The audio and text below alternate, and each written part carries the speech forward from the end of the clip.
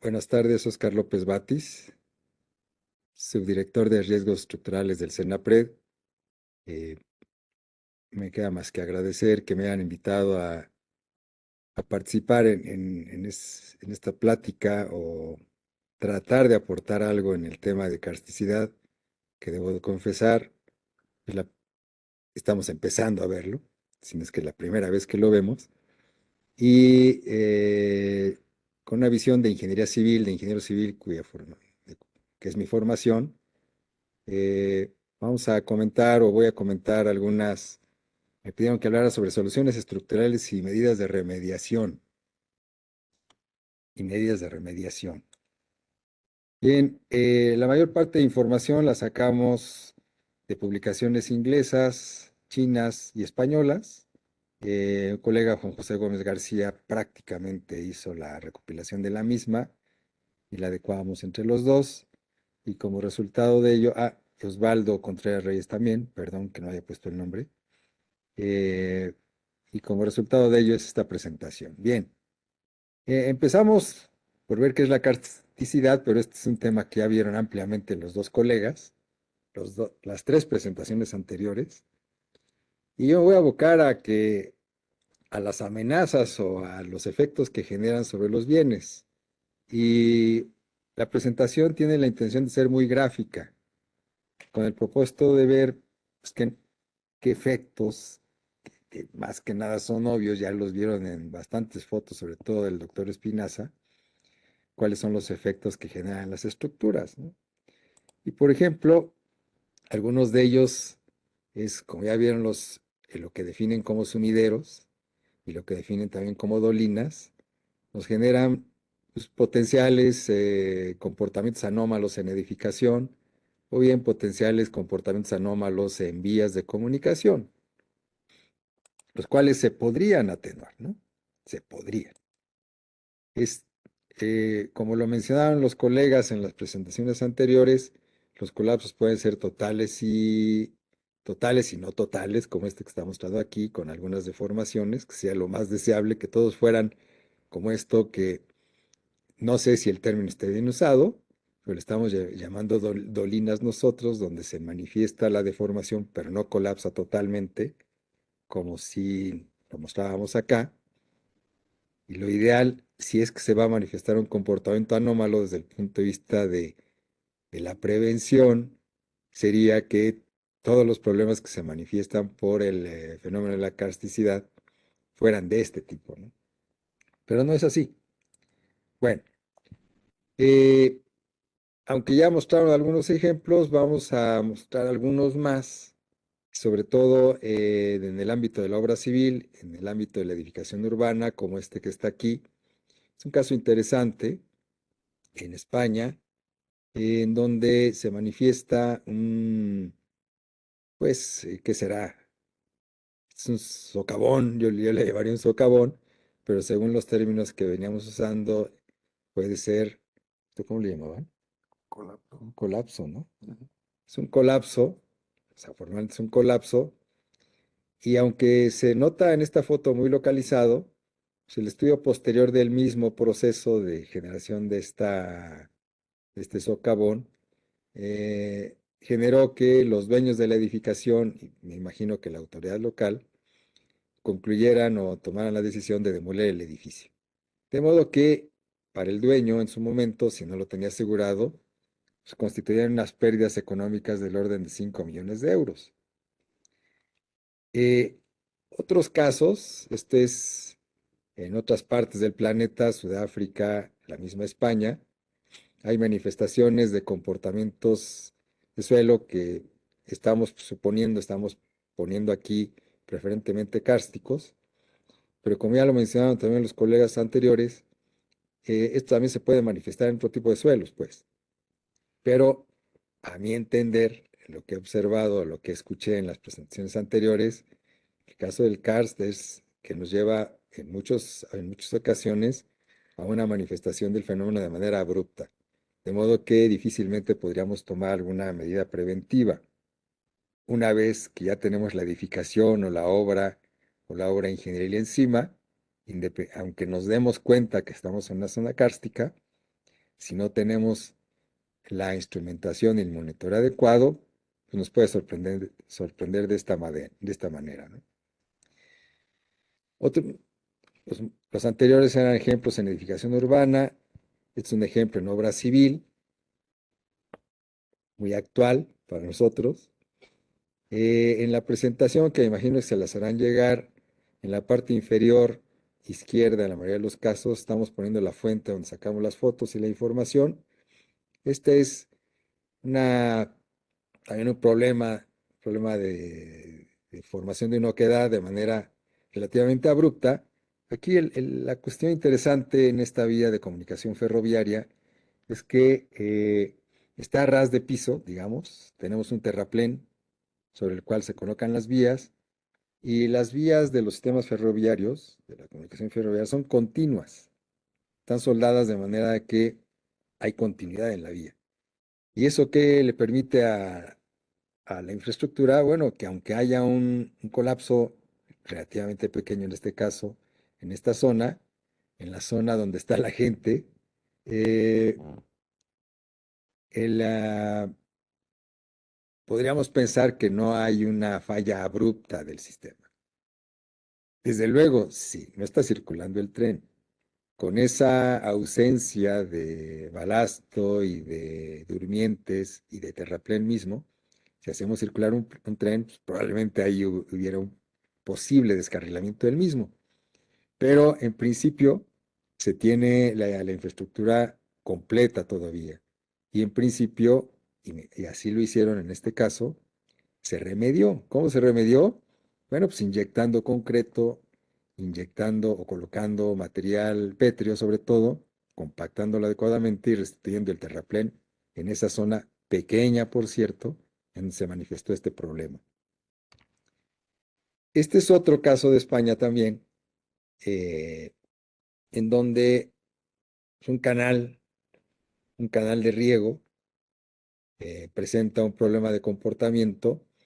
Y aquí, si notan en el texto, estoy poniendo en negritas concreto no reforzado. El canal está hecho a base de elementos de concreto, paredes verticales y la base del canal de concreto simple.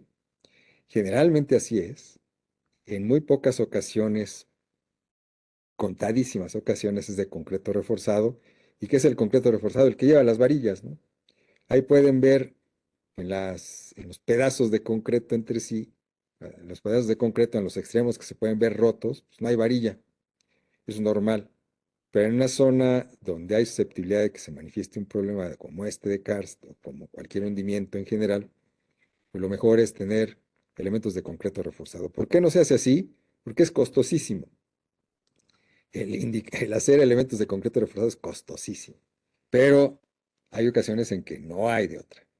Se tienen que hacer de concreto reforzado. Es un caso en Estados Unidos en donde identifican que una ciudad en el estado de Kentucky, la ciudad se encuentra en una zona que le llaman planos sumideros, pues susceptible de que se presenten problemas como el que ven en la foto, y podríamos pensar, bueno, ¿por qué no todas las carreteras estas que estamos viendo aquí con problemas de comportamiento, por qué no las hacen a base de concreto reforzado? Pues por el costo. Entonces, una de las, aquí sí, ¿cómo decirlo? El estudio costo-beneficio nos lleva a pensar que es mejor convivir, en este caso en particular, es mejor convivir con problemas, eventualmente problemas de socavación como estos que vemos acá, adecuadamente monitoreados para que no haya pérdidas de vida, desde luego, a tratar de, permítanme usar el término, forrar toda la superficie de la población con concreto reforzado para evitar problemas de comportamiento, ¿no? Esta foto ya la presentaron, nosotros la tomamos también para hacer énfasis, ya la presentaron los dos colegas anteriores, ¿no? Hacer énfasis de que pues, en una buena parte del territorio nacional podemos tener problemas de karsticidad. ¿Y qué se ha hecho, qué se puede hacer para evitar desastres en edificación e infraestructura? También ya los colegas anteriores hicieron comentarios bastante atinados, precisos, son los temas que manejan, sobre los tipos de estudios que se deben hacer o se pueden hacer. Yo lo dejaría en se deben hacer para conocer dónde vamos a colocar infraestructura o edificación sobre el terreno, y para eso son los estudios geofísicos, geotécnicos y geológicos, me imagino. Los otros, análisis de estabilidad del terreno y algunos otros que ya se mencionaron anteriormente, eh, serían a modo de remediación, pero si nosotros queremos saber en dónde sí puedo construir o no puedo construir a la luz del estado kárstico de una zona, pues tengo que hacer estudios sí o sí, geofísicos, geotécnicos y geológicos.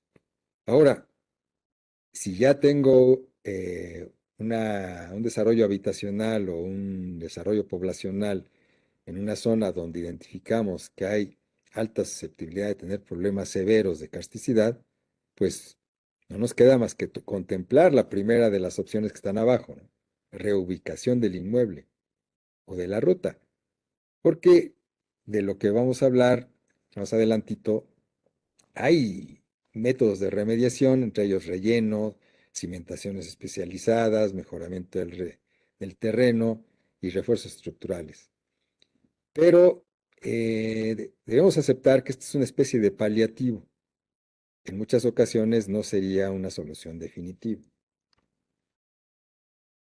Ahora, eh, a mi parecer, y me parece que es consistente con lo que han comentado los colegas en las presentaciones anteriores, de los estudios geofísicos y geológicos y geotécnicos, aunque aquí nada más puse geotécnicos, una cosa importantísima que mencionaba al final el doctor Hernández, si no me equivoco en el apellido, en la presentación previa, era la ubicación tridimensional de las cavernas y la evolución de las mismas, ¿no?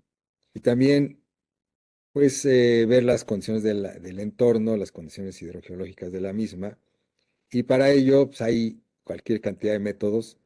Debo serles franco, aquí nada más los enlisté, yo los desconozco, ya de ellos habló ampliamente la presentación previa. Y con base en esos estudios se puede identificar anomalías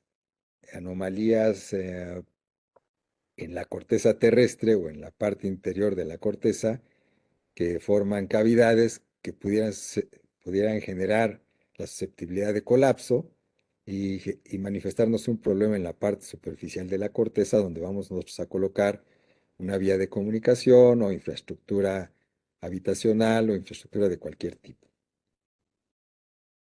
Ahora, ¿qué soluciones hay? El doctor Espinaza, Ramón, hizo unos comentarios muy atinados, muy interesantes sobre qué debemos hacer como sociedad con sentido cívico para poder respetar a la naturaleza, ¿no? Uno de ellos es respetar el ciclo del agua de la naturaleza misma y tratar de de influenciar de la menor manera posible antropogénicamente hablando el flujo de agua, por ejemplo, o contener el flujo de agua con basura, de modo que no aceleremos la formación de los karst. O sea, lo que debemos de ver es conocer la naturaleza, como ya lo manifestaron las presentaciones previas, y tratar de no alterarla significativamente. Digo significativamente porque nuestra presencia ya la altera, ¿no? Aunque nosotros somos parte de la naturaleza, realmente somos una presencia hasta cierto punto nociva, ¿no? Tratar de ser lo menos nocivo posible.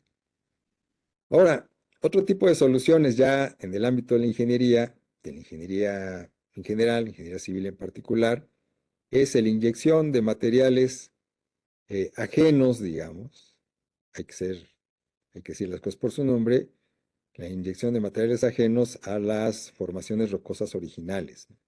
Aquí lo que estamos viendo es, eh, esquemáticamente hasta abajo tendríamos una roca que sigue siendo caliza en este caso, y que pudiera ser considerada como una roca competente desde el punto de vista de capacidad de carga, pero arriba de ella, la zona que se ve asurada gris con muchos puntitos, podríamos pensar que es un hueco que se ha formado por el fenómeno de carsticidad, cavidad. En el lado izquierdo hay uno de esos huecos que dice cavidad, todavía no ha sido rellenado. Entonces, vamos a pensar que en el lado derecho de la figura, en la parte superior, nosotros queremos montar una carretera o queremos montar una edificación. Entonces, pues necesitamos colocar una losa, un elemento de cimentación que esté adecuadamente sustentado, que esté adecuadamente apoyado en el suelo y que ese suelo, aunque pudiera tener un comportamiento anómalo por un colapso, eventual colapso de una cavidad en la parte inferior de la corteza, en la parte interior de la corteza, pues vamos a tratar con soluciones como esta de inyección de lechada, vamos a tratar de darle cierta estabilidad al sistema para que, aunque se manifieste un colapso de cavidad o de caverna, no afecte significativamente en la parte superior de la, del terreno, pues. Entonces, pues es necesario diseñar, como dice ahí en el segundo bullet, es necesario diseñar pozos de inyección, que serían también especie de pilotes, que nos permitan rellenar el fondo, las cavidades que están en el fondo, y tratar de restituirle la capacidad de carga al suelo en la vecindad de la roca caliza. Ahora, a mí me parece que este es un caso temporal, es una solución temporal. ¿Por qué? Porque la inyección de este material en muchas ocasiones también fomenta o incrementa la formación de la calcificación, se puede decir, de la roca caliza que está abajo.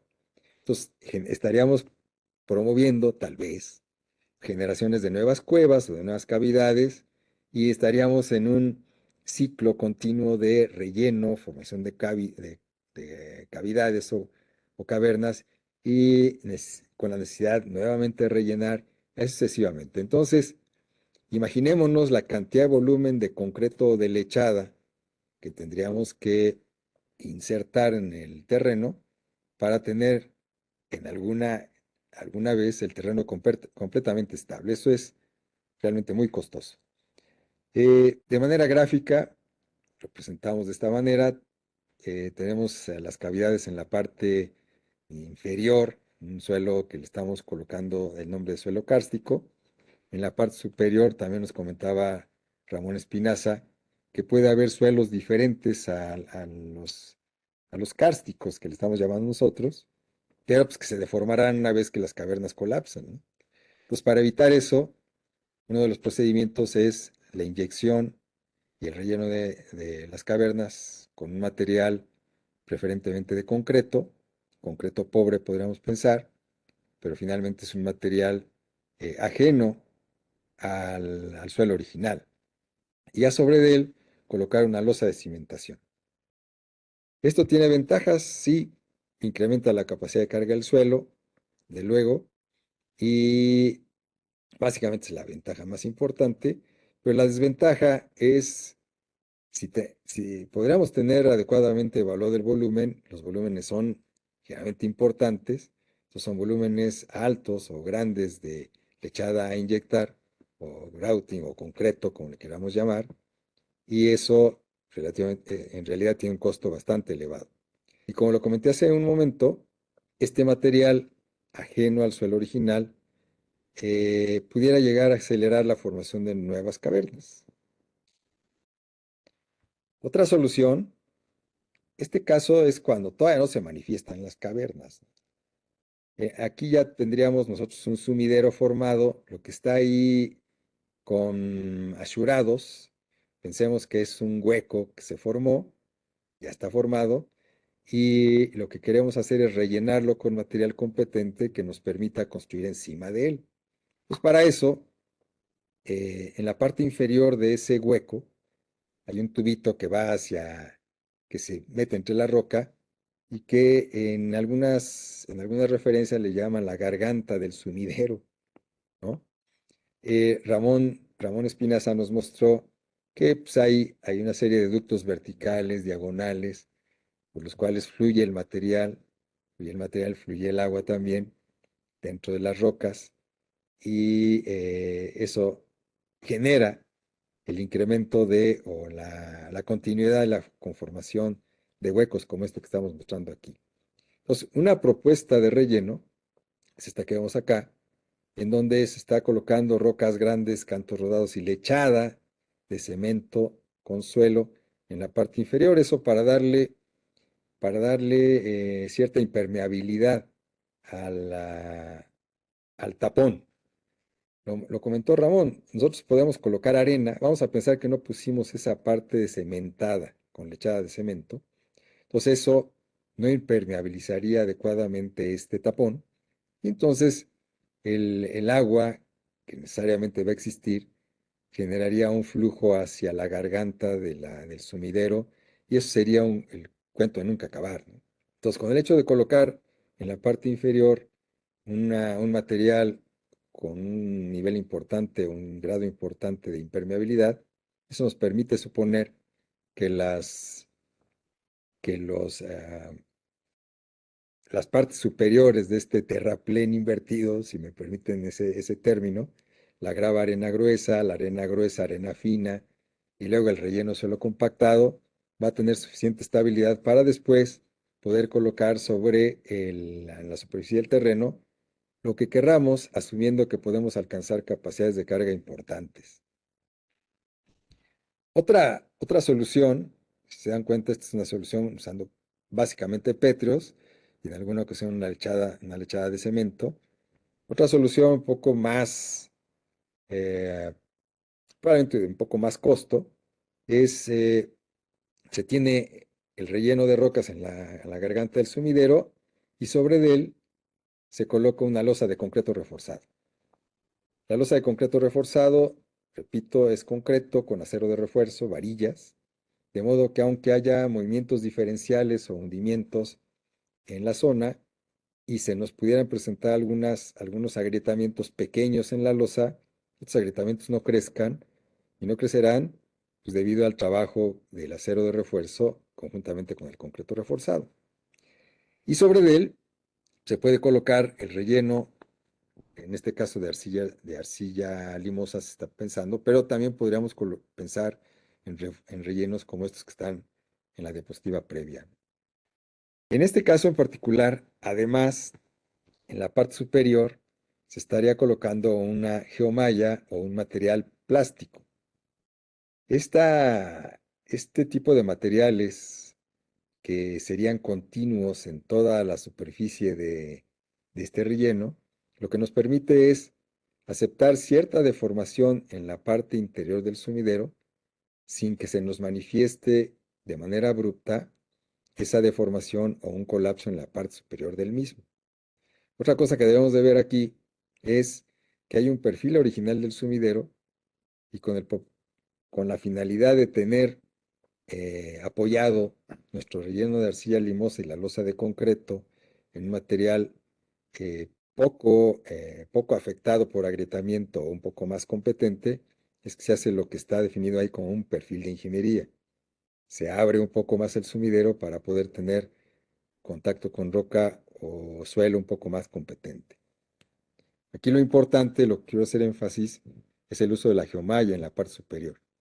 Eso le da mucha redundancia al comportamiento, a la estructura de la parte superior del relleno, que ante una eventual falla o formación de cavidad en la parte inferior de la figura, la parte inferior del suelo, nos puede contener ese colapso abrupto, esta geomalla con el relleno de baja permeabilidad que tenemos en la parte superior. Eh, Otro tipo de soluciones, como ven, todas las soluciones implican colocar material nuevo, probablemente no original, en el suelo.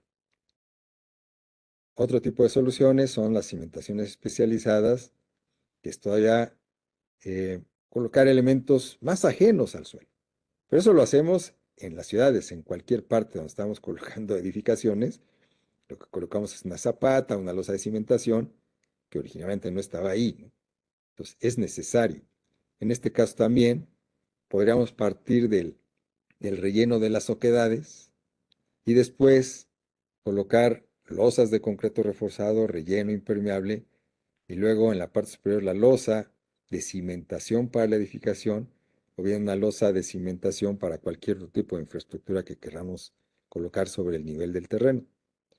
Otro tipo de soluciones a base de pilotes, donde, según esta figura, estamos planteando que no sería necesario el relleno de la oquedad, de la cueva. Bastaría con que los pilotes se apoyen en una roca competente, para lo cual es necesario hacer estudios, desde luego.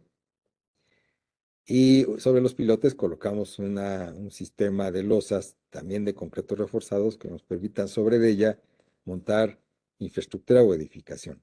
Ahora, si nos acordamos de una de las primeras diapositivas que pasó Ramón Espinaza, nos mostró, si mal no recuerdo, era en la zona de Yucatán, algunas soluciones que están tomando para vialidades con el uso de pilotes. Parte de los pilotes, que ya son pilas, se ven en la parte superior del terreno y luego el resto nos los mostró en el interior de la caverna. Desde luego, a los que les gusta la espeleología, a los que les gusta la espeleología, pues la presencia de esos pilotes es inadecuada, ¿no? Pero en el caso de un ingeniero civil cuyo objetivo es asegurar el comportamiento adecuado de la infraestructura y velar por la vida de las personas, pues es necesaria su presencia. Tenemos que ver de manera conjunta qué podemos hacer, ¿no? Y qué no debemos hacer para respetarnos, tanto nosotros como seres humanos, como la naturaleza misma, ¿no? Bueno, eh, otra de las soluciones, que a mí me parece las que menos afectan al entorno, son las losas de cimentación. Y estas tienen la finalidad de distribuir de mejor manera los esfuerzos sobre el suelo. Pero finalmente va a haber esfuerzos sobre el suelo. Y eso nos permitiría, bueno, lo primero que tenemos que colocar es un suelo compactado, luego un relleno granular. Esta es una estructura de terraplén clásica, y luego la losa. Sobre esta losa podríamos montar edificación, podríamos montar vías de comunicación, y lo que tratamos de ver es, con este tipo de soluciones de losas de cimentación, es tratar de redistribuir los esfuerzos, de modo que la carga o los esfuerzos sobre el suelo y las oquedades que están dentro de él sean suficientemente pequeñas para que no se nos generen colapsos, ¿no? Ahora, aquí no está marcado, pero ya previamente había yo hecho la mención del uso de geomallas. Una losa, eso que está ahí como el color verde, lo que dice losa, puede ser losa de concreto reforzado o bien un elemento de concreto con elementos tipo geomalla, geotextiles que le puede dar continuidad y redundancia a la misma, de modo que podemos tener un agrietamiento en la misma losa, producto de la falla de una oquedad al interior del suelo, pero que me permita que la losa, el relleno granular y el suelo compactado sigan siendo una estructura estable, ¿no? Los pilotes, que es bastante invasivo en la parte del subsuelo, es una solución que se puede dar con pilotes de punta, para lo cual necesitamos conocer eh, de manera muy minuciosa y adecuadamente dónde está la roca competente, hasta dónde debo de encajar los pilotes para, pues, tener, independientemente que tenga una falla de la oquedad, que ahí se ve arribita de la roca competente de color blanco, esa sería una oquedad. Aunque tengamos colapsos parciales de las oquedades, los pilotes me podrían mantener estable la parte superior de la estructura que yo quiero montar sobre la losa, que se ve como un rectángulo horizontal verde en la parte superior de los pilotes. Entonces pueden ser pilotes de punta, o bien pueden ser una serie de micropilotes que se apoyarían en el suelo que puede ser el mismo suelo de calizas, con propensión a ser carstificadas.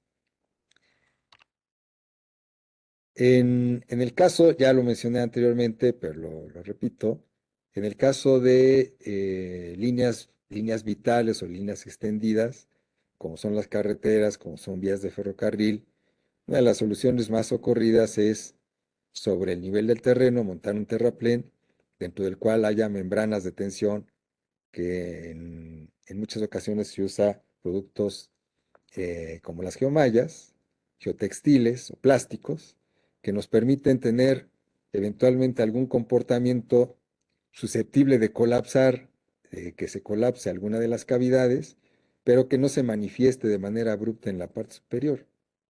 Eso nos permite salvar vidas e identificar que hay un colapso y tomar decisiones al respecto.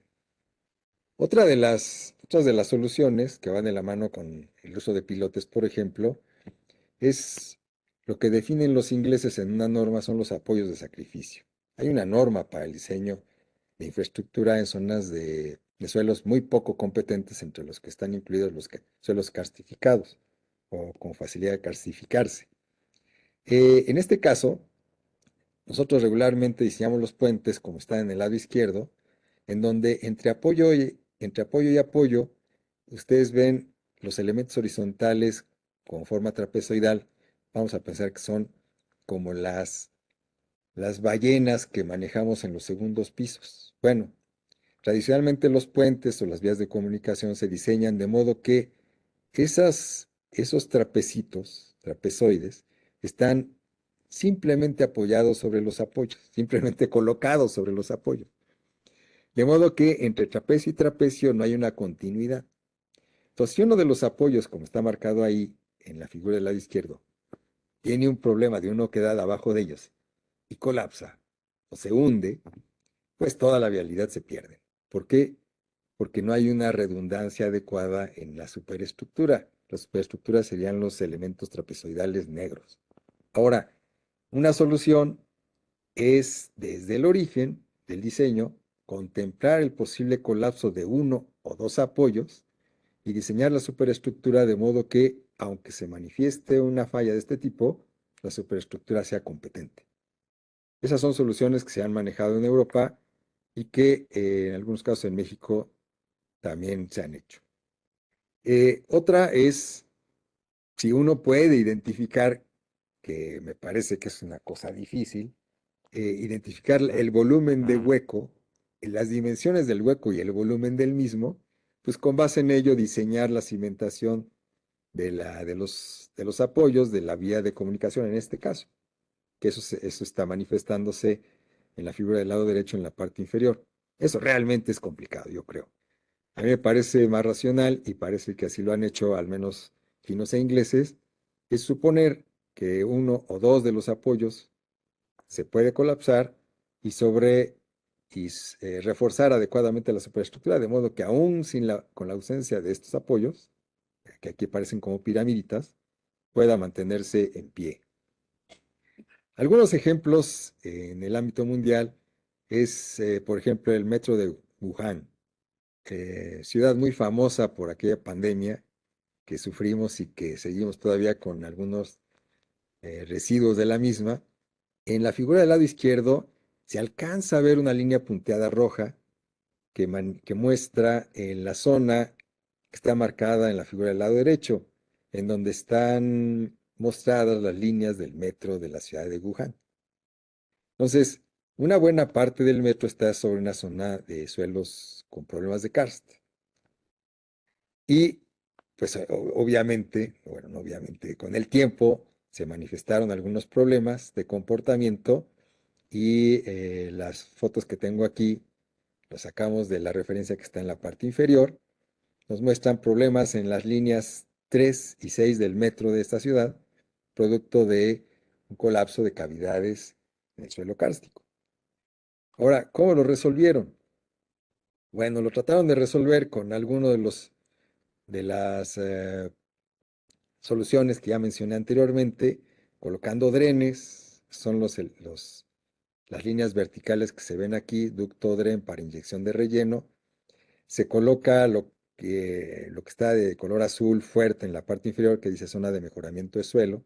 Se coloca ahí una losa de concreto simple, para lo cual aquí la estoy dibujando muy bonito, rectangular, un rectángulo muy bonito, pero como ya está, en este caso el metro ya está funcionando, ese espacio rectangular no se formó, no estaba formado originalmente, entonces hay que inyectar el suelo. Y en el proceso de inyección, uno debe ser muy cuidadoso porque puede generar con las presiones de la inyección agrietamientos adicionales. Y esos agrietamientos adicionales pueden generar la conformación de nuevas cavidades, colapso de cavidades existentes.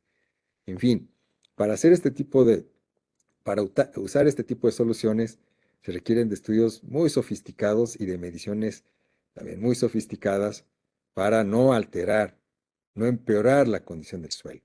Pero bueno, esta solución la usaron en el metro de Wuhan y según algunos estudios y reportes de investigación, parece que se comporta adecuadamente.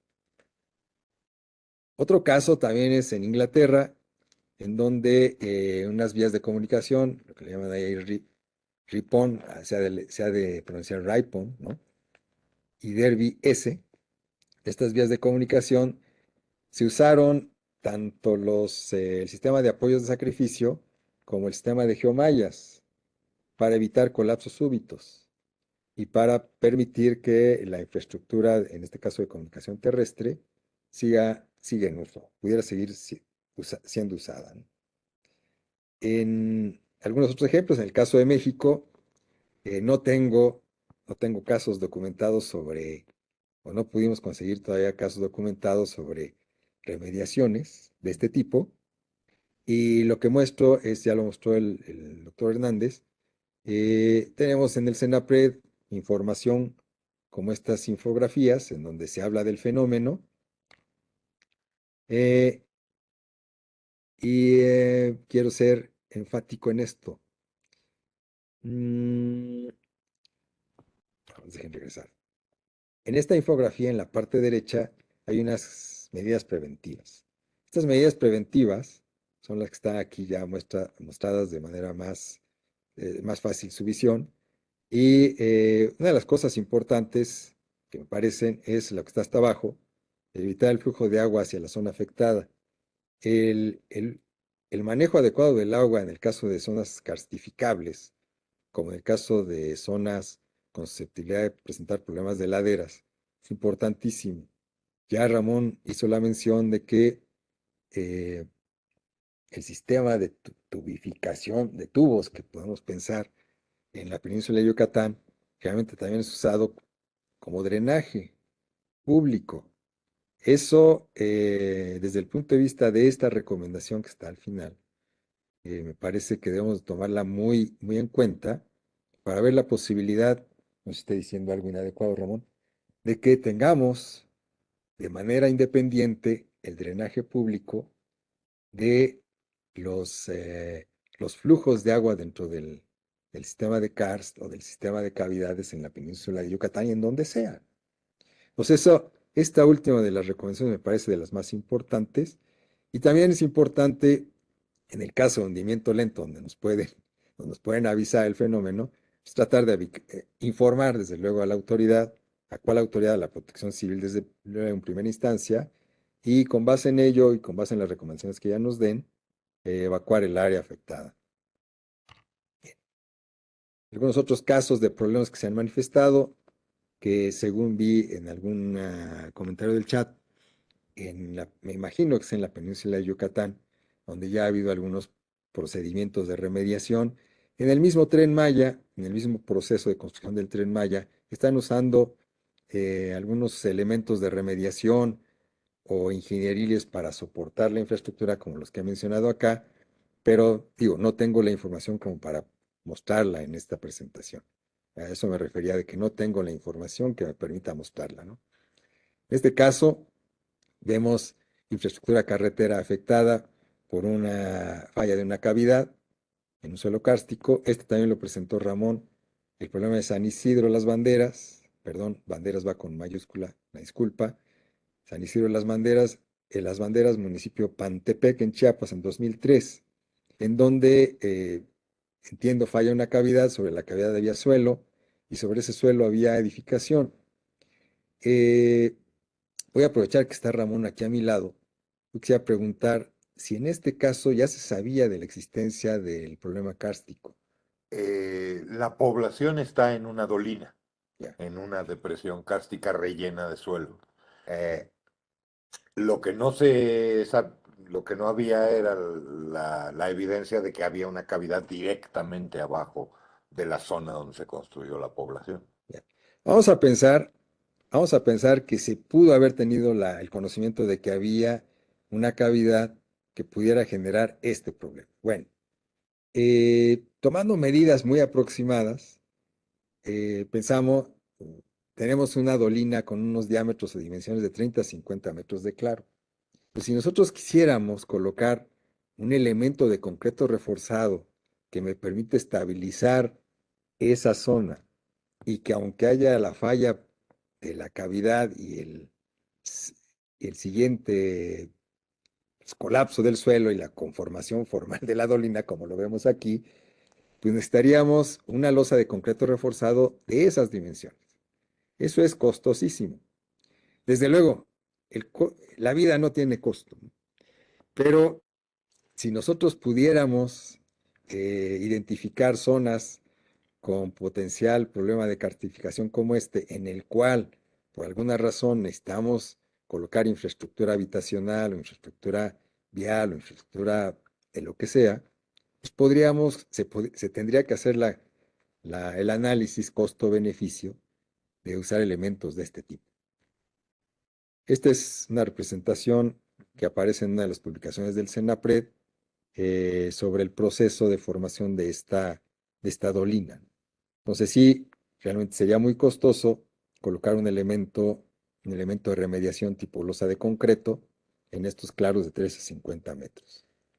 Ahora, uno podría pensar, bueno, y si yo quiero usar algún elemento de remediación como los que has mencionado, como los que he mencionado, ¿en dónde hay alguna referencia? Una de las referencias que nos pareció más importante es este estándar británico. eh, Creo que no es público. Nosotros vamos a pedir permiso para ver la posibilidad de hacerlo público.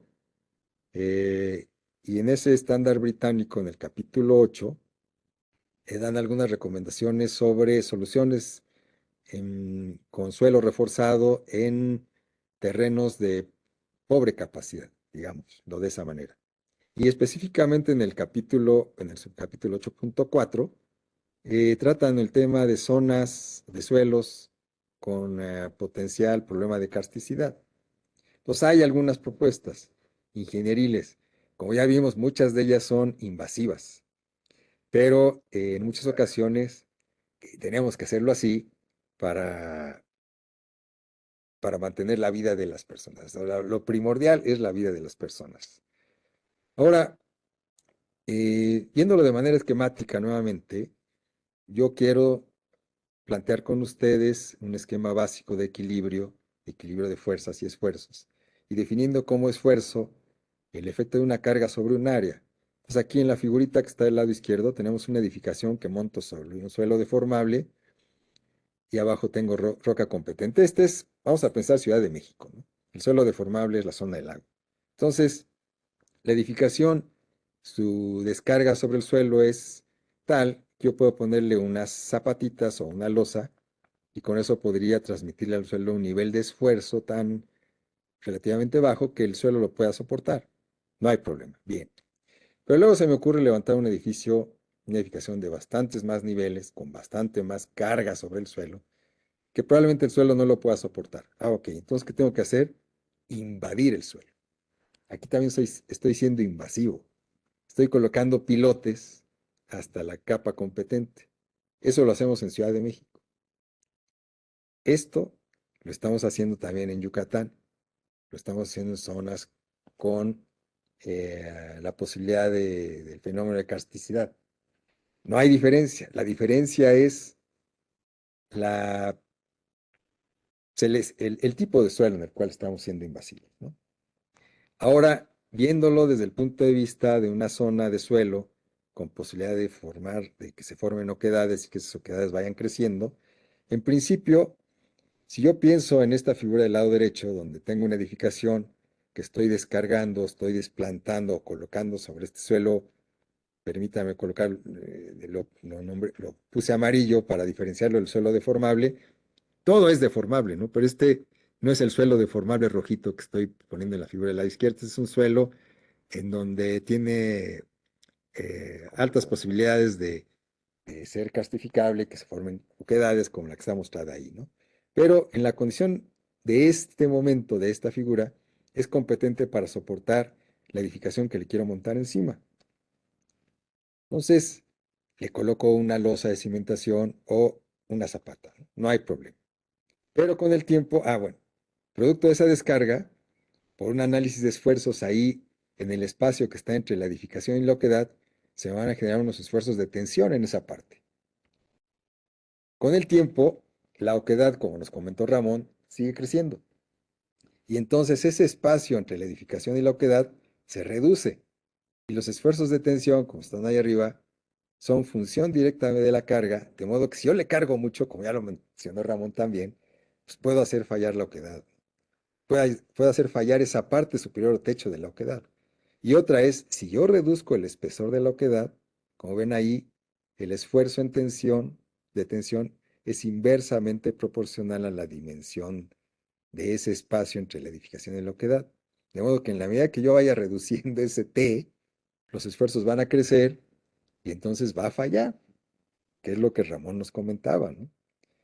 Sí, la oquedad crece de manera tal que tenemos el colapso. Entonces, ¿eso cómo lo podríamos remediar? Ya como vimos, independientemente de que la oquedad crezca, si yo coloco pilotes hasta la suela, hasta la zona de roca competente, yo puedo tener colapso de la oquedad y del suelo en la vecindad de la misma, pero la edificación en principio se mantendría en pie, o la infraestructura que tengo sobre el nivel del terreno, ¿no? También le puedo colocar una losa de concreto, ¿no? La cuestión es, la losa de concreto la sigo apoyando en los extremos en una zona potencialmente inestable. Entonces, ¿de qué tamaño pongo la losa? Entonces ahí hay que hacer estudios al respecto. Todo se puede, pero cuesta. Entonces tenemos que estar viendo, como ya lo comentó también el doctor Hernández, esa relación costo-beneficio. Entonces, esto, llevarlo acá, era muy costoso o es muy costoso. En el caso de, siguiendo con este equilibrio, el equilibrio básico de esfuerzos, en el caso de vialidades, si nosotros colocamos losas de concreto reforzado en las vialidades o losas en donde los terraplenes tengan geomalla o mallas con elementos plásticos que nos permitan tener redundancia, podemos tener la falla abrupta del techo de una oquedad y que no se manifieste de manera catastrófica, digamos de alguna manera, en la vialidad o en la infraestructura que está sobre de ella, ¿no? ¿Qué es lo que está pasando acá? En esta figura que vimos al principio. En esta vía de ferrocarril es una vía de alta velocidad. Me imagino, al llamarlo de alta velocidad, Madrid-Barcelona, han de manejar 200, 300 kilómetros por hora, ¿no? Entonces, aún en esas vialidades, este tipo de problemas se pueden manifestar y pueden ser reparados o remediados. Ahora, ya para terminar, me tomé la libertad de sacar un video de YouTube, una parte de él, en donde, bueno, aquí, si se dan cuenta, es un puente que está flotando sobre el agua, ¿no? Entonces, nosotros podríamos construir, ya sea edificación, ya sea vías de comunicación, de manera no tan invasiva. Claro, esto por el momento es turístico, ¿no? Pero nos da una muy buena idea de hasta dónde podríamos llegar, ingenierilmente hablando, ¿no? Ya para terminar, y ya lo comentaron los compañeros, son indispensables los estudios geofísicos, geológicos y geotécnicos, esos ni para dónde nos hagamos. Desde luego existen procedimientos para el diseño de cimentaciones y de mejoramiento del suelo, los hay, claro, todos invasivos, desde luego, y los hemos estado usando siempre, tanto en Ciudad de México como en cualquier parte del planeta, ¿no? Eh, en el caso de suelos o en el caso de zonas con problemas potenciales de carsticidad, me parece que es importante, como también ya lo mencionaron, e indispensable mantener el monitoreo de las condiciones topográficas de la superficie, como si fuera posible ver el proceso de evolución del volumen del hueco, lo cual es ser bien costoso, me imagino, pero es una cosa que debemos de contemplar. Ahora, finalmente, ya desde el punto de vista ingenieril, cualquier cosa que vayamos a hacer, pues necesitamos siempre procedimientos adecuados de supervisión. Necesitamos supervisión y que esa sea adecuada. Y además que los procedimientos que se vayan a tomar en cuenta o se vayan a usar, ya sea para el diseño original de la edificación de infraestructura o de las zonas donde se vaya a edificar o a colocar infraestructura, eh, sean planteados por especialistas, planteados y supervisados por especialistas. Básicamente es lo que quería comentar con ustedes sobre el tema de algunas propuestas estructurales y de remediación en zonas con carsticidad potencial. Agradezco la paciencia, agradezco el tiempo. Ahí están las direcciones de correo electrónico por si quieren alguna información adicional. Un servidor de Juan José Gómez García. Gracias.